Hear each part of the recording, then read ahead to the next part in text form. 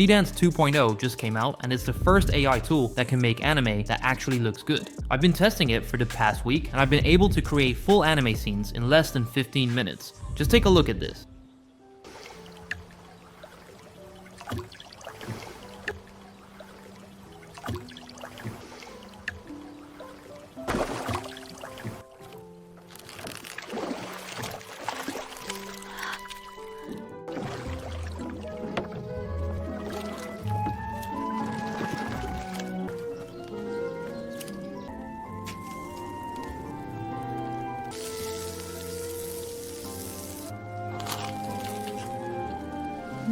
In this video, I'll walk you through the exact workflow I'm using so you can copy it and start creating your own anime scenes today, even if you've never touched an AI tool before. Now, there are two popular methods you can use with any AI video generator: text to video and image to video. The first one is as simple as it sounds. You write a prompt and get a video back. However, image to video takes an image as input and builds an entire video on top of it. Now, Seedance 2.0 supports both of them, and with text to video, you can get decent results really fast. But if you want results like the ones you just saw in the intro, you need to use image to video instead. And the reason for that comes down to three things. First, it saves you a lot of wasted credits. With text to video, you describe your character in the prompt, generate, and if it doesn't look quite right, you adjust the description and regenerate. Then you repeat over and over again. So you're burning through your credits trying to get it right. Instead, you can build one good image with all the details you want up front, and then generate the perfect video on top of it from the first try. Second, it keeps every detail consistent across all your scenes, and that's only possible because Seedance is always looking at the same reference images right before every new generation, so you don't have to worry about weird changes between clips anymore.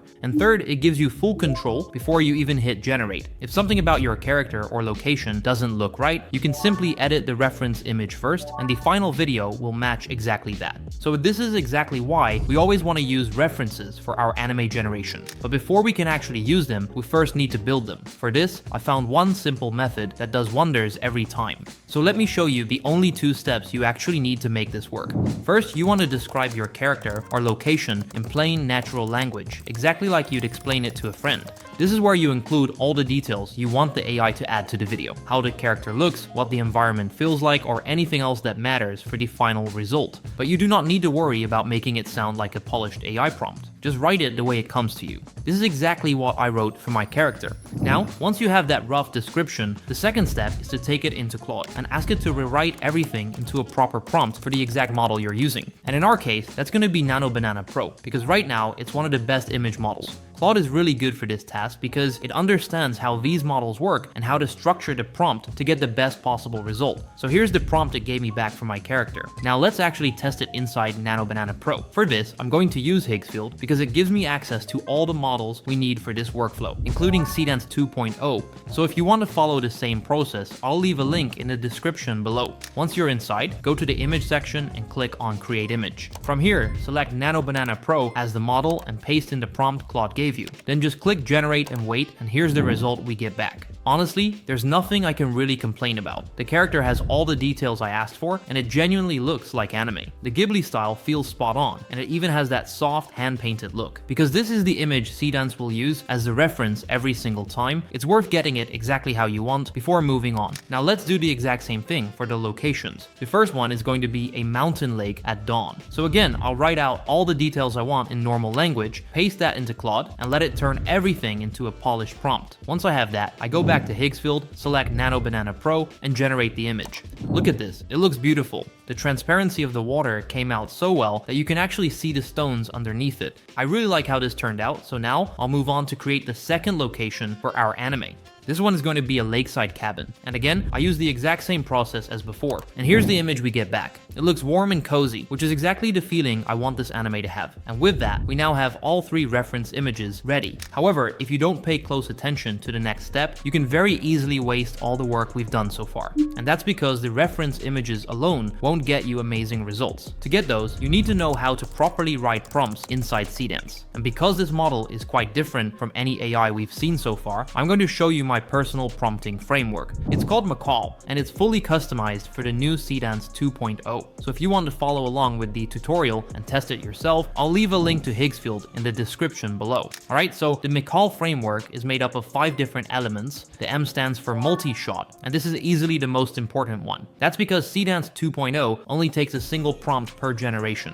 So if you describe the whole scene like one continuous flow, the model has no idea where one shot ends and the next one begins. And what you get back feels more like an anime screensaver than a real sequence. Think about it, any real anime scene you've ever seen, even a slow one, is never just one continuous shot. It's always a sequence of moments pieced together. So instead, you want to break those 15 seconds into 3 to 6 separate shots inside the prompt. Each shot becomes its own beat. Almost like a storyboard, the model can follow frame by frame. For our first scene, I want the boy waking up on the lake. So I'll split that into 3 shots. An aerial view of the lake, a close-up beside the boat as he stirs, and a medium shot as he sits up and smiles. So the prompt for our first scene will look like this.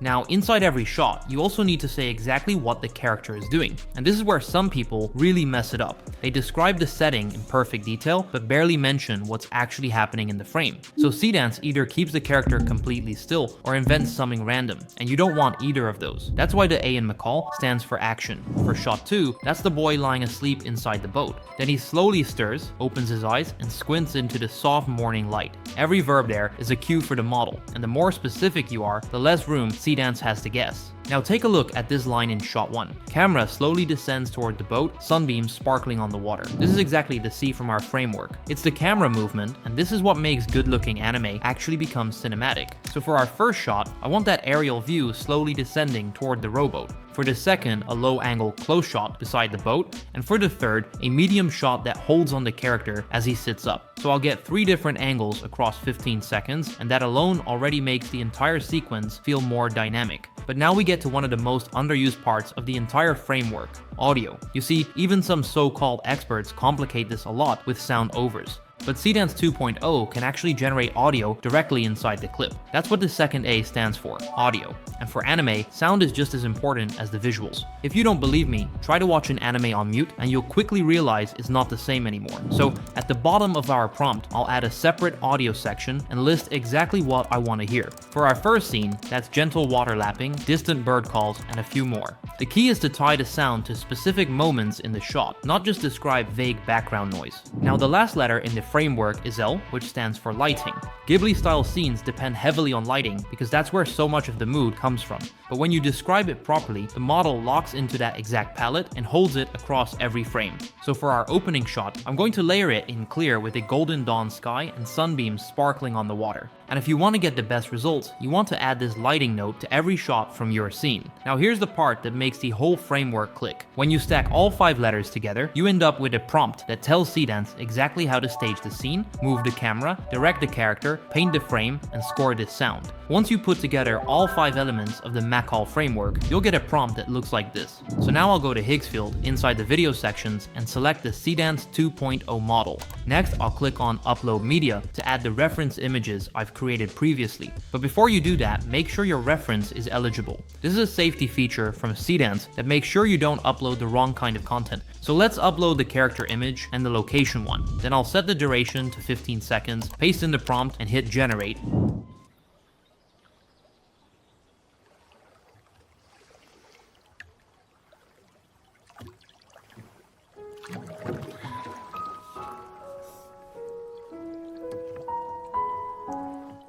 Honestly, this turned out way better than I expected. The camera movement flows naturally from the aerial view into the close-up, and the Ghibli lighting stays consistent through the entire sequence. But what impressed me the most is the audio. You can hear the water lapping in perfect sync with the movement, and it adds so much to the realism. So with the MACAL framework, you can now create a high-quality scene for your anime. However, we just generated the first scene. There are a couple more to go, and then it will come to the most important part of the entire video. So let's first create the remaining scenes. The second scene is where the boy catches a fish with a net. And here's the good news. You can use the exact same process we just went through, because Seedance works the same way for every scene. The only thing that changes is the content of the prompt itself. So again, I'll go through each letter of Macall and build out the shots, the action, the camera movement, the audio, and the lighting. And And here's the full prompt I came up with for this one. The reference images stay the same, the boy and the mountain lake, because this scene still takes place on the water. So I'll paste the prompt in, set the duration to 15 seconds and hit generate.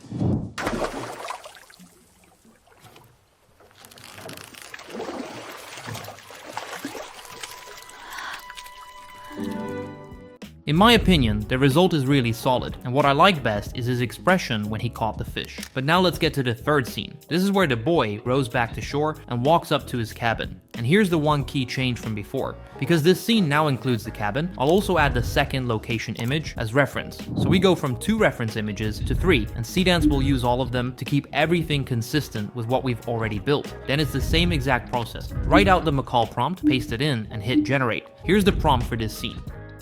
And here's what we get back.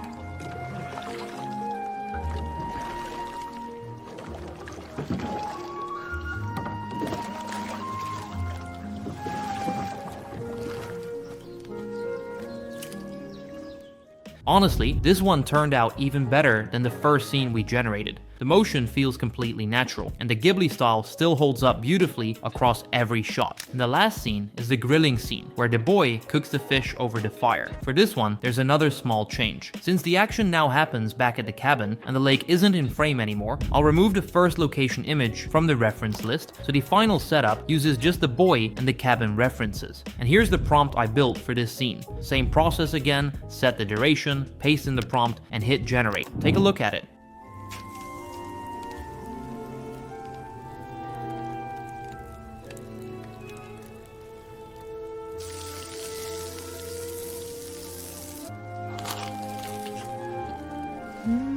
Each scene looks amazing, but right now there are 4 separate clips. We need to somehow stitch all of them together into one single video. But this step is quite simple compared to what we've done so far. Let's jump inside CapCut and drag all 4 scenes straight onto the timeline in order. From here, you can trim anything that you don't like or add quick transitions between the clips. But for my video, everything already flows pretty well, so I'll just hit export. Now let's see the final result.